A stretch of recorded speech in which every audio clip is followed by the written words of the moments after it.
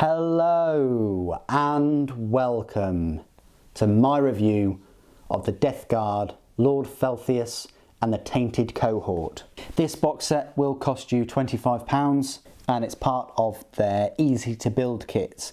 By that they mean you don't necessarily need any glue, you just clip them off the sprue and you push to fit them and they go together reasonably well, and you can start playing them on the battlefield straight away. Thank you ever so much for your patience for me releasing this review. I've been building lots of things over Christmas and making many videos. I did at least a video every single day in December. I'm trying to continue that for as long as I can, doing a video every day. There may be a time where I resort back to a video every week on the Wednesday, and then the typical Saturday pre-order video.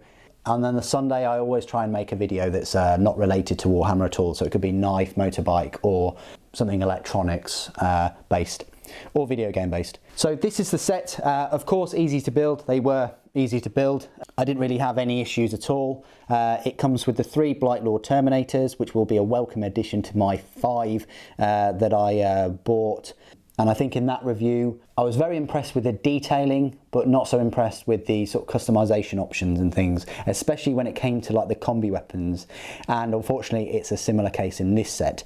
You don't get a combi melter, you don't get combi flamers or anything like that. You just get these little combi bolters. Like with the other set, I am impressed with the detail. I don't think the detail is on par with the box set of Blightlord Terminator. So if you got that set, you're still one up in terms of detail and things. They do have a good bit of detail, but there are mold lines which you'll probably see on this. I do need to clean up. I haven't filed this model at all, or any of them, and now and again you may see some gaps which I will have to sort of fill in with green stuff. With the normal kit, you don't get any of those gaps. They go together much more tighter than these push to fit models. So this is just one of the Blightlord Terminators. They all have a little feature on their base. I don't know whether it's needed. I think if they just had the models just separately, that would be fine. But I really like this Nurgling, this kind of Jabba the Hutt kind of Nurgling, kind of a slug kind of thing. He's got these horns protruding out of his power pack for this Cataphractii Terminator armour, along with some kind of incense balls and stuff. Then he's got this bubotic chain axe with the combi bolter. Interesting, just quite a normal sort of Terminator sort of pose walking forward. Then you've got this Blightlord Terminator with this plague sword, and it's got like a horn and lots of tentacles going on with this model. Really nice cute Nurgling though, that's pulling this pin out of the grenade. Excellent attention to detail there. And again, some tentacles and things coming out of his power pack. And then finally, he's got this Bale sword, it's called. More on the rules in a little bit.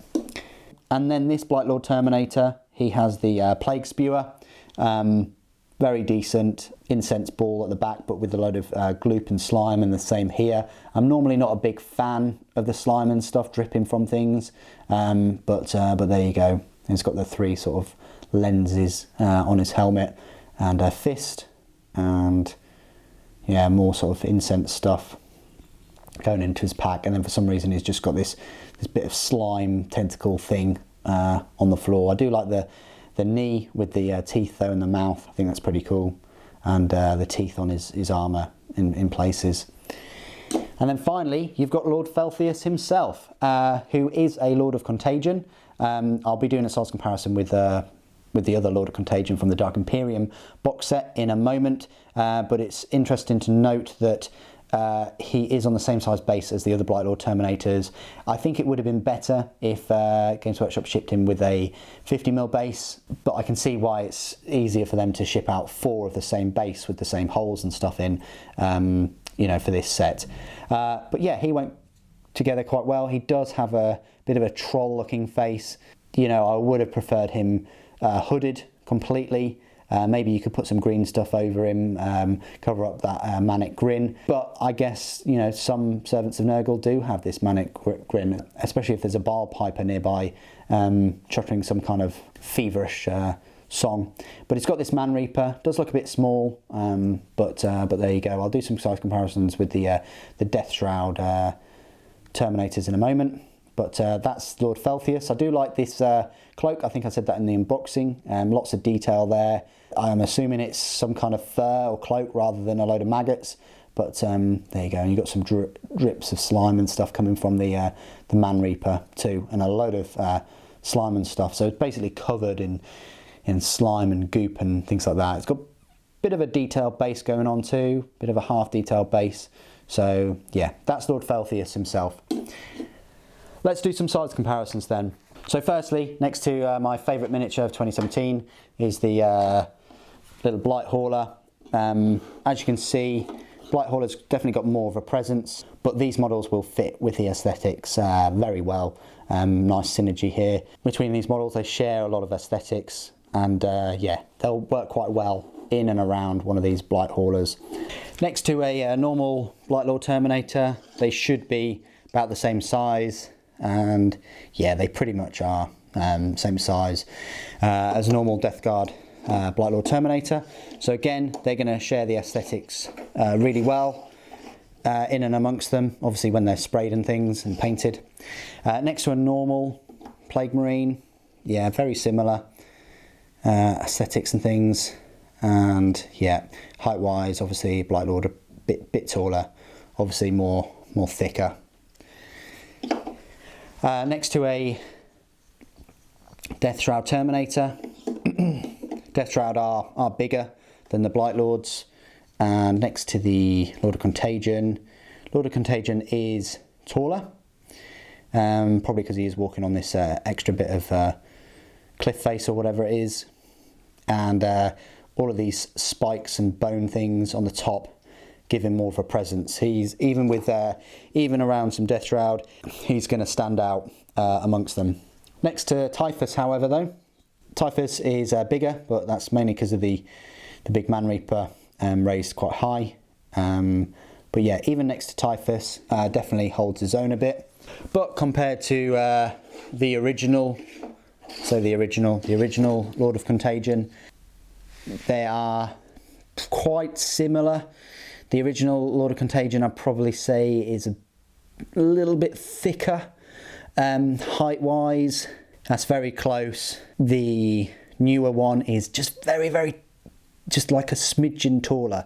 But this Lord of Contagion definitely has a lot going on at the top, the same as the new one.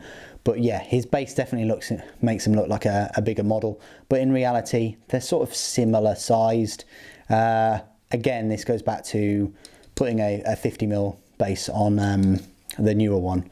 I think that would suit him and make him stand out a bit more. I might go back and do that for this. So stay tuned for that. You'll probably see him on a bigger base at some point. And then at least he sort of stands out a bit more and can be taken as like a separate Lord of Contagion choice. So I thought that would be useful to do size comparisons with other Death Guard units. Now I'll just do some size comparisons with some Imperial units. So you got your standard Space Marine, which just looks like a tiny little midget next to this Lord of Contagion. Certainly doesn't look like Emperor's Finest any day. And then a Primaris, again, is actually a fair bit smaller. But compared to a Blight Lord, is almost the same height, I want to say, almost. But yeah, compared to the Lord of Contagion, they're all quite smaller models. Even a Dreadnought, actually a little bit smaller, just because of the spikes.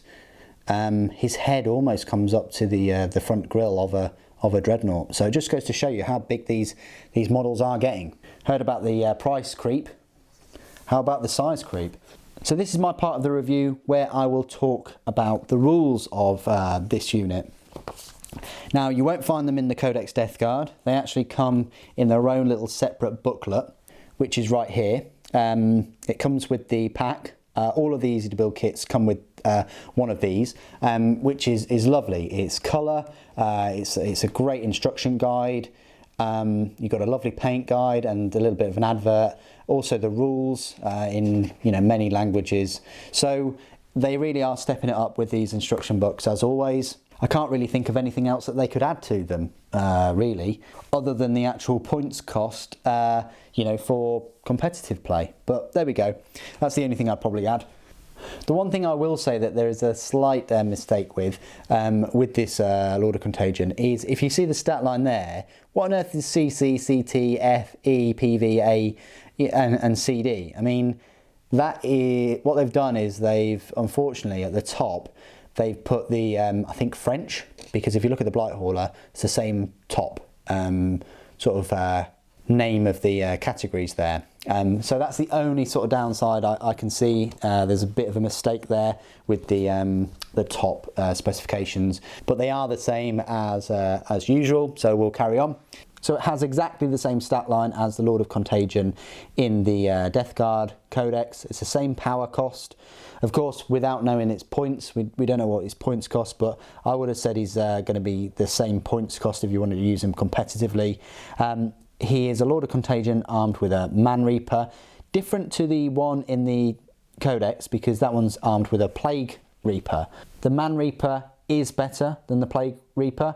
It's a Plague weapon, so that means you can reroll any wound rolls of 1 when attacking with it. Its strength is +3, its AP is -3, and its damage is D3.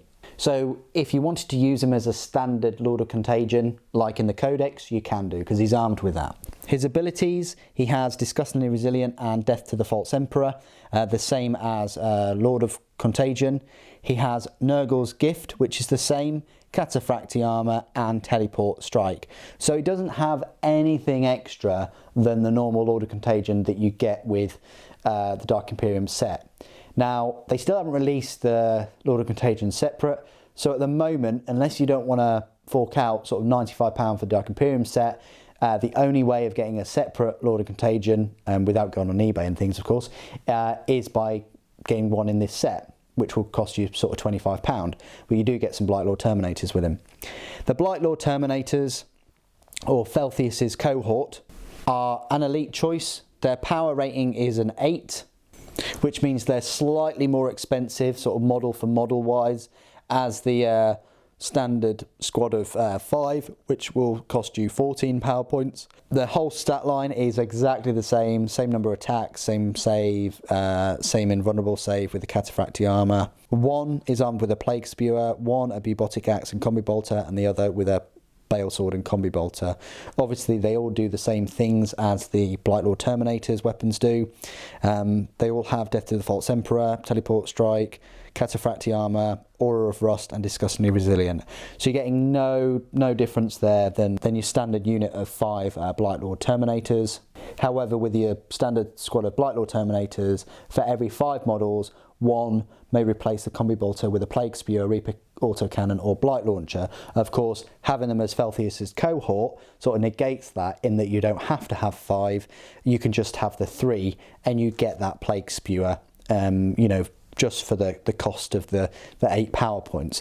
So it might be worth it for that. Obviously they have Teleport Strike, same as Lord Felthius, so they can all teleport in and cause some havoc. You got some save of 2+ with pretty much a 5+ re-rolling, you know, ignoring the wounds, and 4+ invulnerable with a decent number of attacks with the Lord of Contagion with 4, and the normal Terminators with a 2, with the Bale Swords and Bubotic Axes doing a fair bit of extra sort of damage and things.